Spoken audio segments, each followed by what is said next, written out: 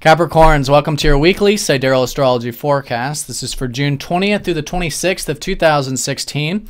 I'm Athen, and this is for Sidereal Astrology. If you are new to the channel, be sure to check out the link down below because the signs are different. All right, so Capricorn, this week, let's go and look at it, starting first with yourself, and then we'll look at relationships, work, and finances for you. But with self, your ruler is still retrograde. So there's this reflection, as there is for about half of the year, about 5 months, when Saturn is retrograde. Now, a lot of things you might be reflecting on is your aspirations, your future goals, your hopes or wishes, and for some of you, even the networks or organizational side of things. But the key with this is that Saturn is still squaring up to Neptune this week. So regarding yourself, regarding your independence, regarding these aspirations, it's so important to detach. So important to let go and work on that spiritual development of living in the present moment and letting go of all those things that are not in your immediate sphere of influence. And in that way, it makes it really good too to work on spiritual activities such as meditation and yoga and all this kind of stuff, which is still very, constructive for you during this type of energy. Now, in terms of relationships, this is seen by the moon, and we do have a full moon here this week on Monday, which is going to be in your 12th house. So right at the beginning of the week, there's this awareness of the deeper side of things.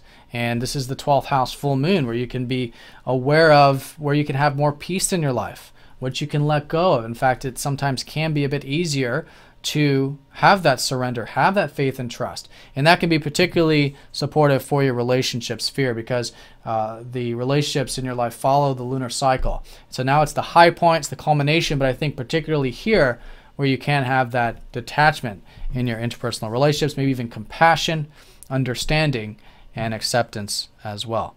Now, regarding your work, this is going to be an area where I think it's good to challenge yourself this week, particularly with the everyday work, such as your routine. And this is because Mercury, who does rule that 6th house of yours, is forming this Grand Cross now, which is the location of the last new moon. So Mercury's catching up to that location, going over this part of the chart. So let's go and look at this in terms of the week, how it unfolds with this, because on Monday, Mercury will be opposing up to Saturn, squaring up to Neptune. So on those days in particular, seeing that there, again, you can let go. There's a detachment that can lead to a peace here, right? And surrender, understanding, again, everything that's not in your immediate control can be surrendered. That can help bring in this presence and that spiritual energy into your daily life. And then also with the opposition up to your ruler Saturn is to keep the correspondence and keep everything nice and balanced with whatever it is you're working on or corresponding with. Okay, and the reason is because Mercury is naturally about correspondence. Opposing up to your ruler suggests extra attention on communication and extra attention on having balance with your routine without going to either extreme. You don't want to get just all caught up into the routine where it's just about the discipline and it gets too dense, which is the extreme of Saturn, and at the same time you don't want to get too buoyant with it where you're neglecting the responsibilities with it also. So it's striking that balance, finding the middle path without going to either extreme. And I think a lot of things regarding this too is that you're expressing yourself or learning more about what you enjoy through your work, which is Mercury going through that 5th house. So continue to see what you are enjoying or can enjoy, or where you can express yourself more with those work or daily activities in that balanced and harmonious sort of way. Then as we do approach up to Wednesday, we do have Mercury then squaring up to Jupiter in the North Node. So keeping everything balanced in this regard, that if you're feeling a bit over-optimistic or under-optimistic regarding the daily activities, to understand that there are opportunities with this, but it's all happening very slowly. You're constructively building in a long-term sense this week your work and your everyday experiences, and that's the Grand Cross. It's all about patience, especially with the opposition up to Saturn. Nothing new for you, but implementing this natural ability that you have towards the big picture.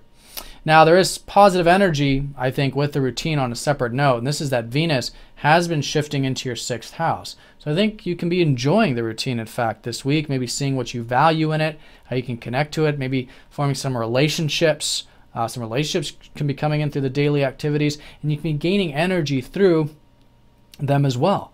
And maybe through your health, your diet, your regimens, your personal development, and there's a lot of energy to be gained. A great area for you to focus, in fact, is the work, because in about 2 weeks, we're going to have a new moon in that 6th house of yours, which is going to be some new beginnings relating to the work there. And I also want to mention, too, Mars is retrograde in your 10th house, so it's still good to be reflecting on the big picture stuff with your work or your career. And this energy will go direct next week, and at that time, you'll probably feel that shift. And a lot of it's about learning about what really motivates you with your work and your career.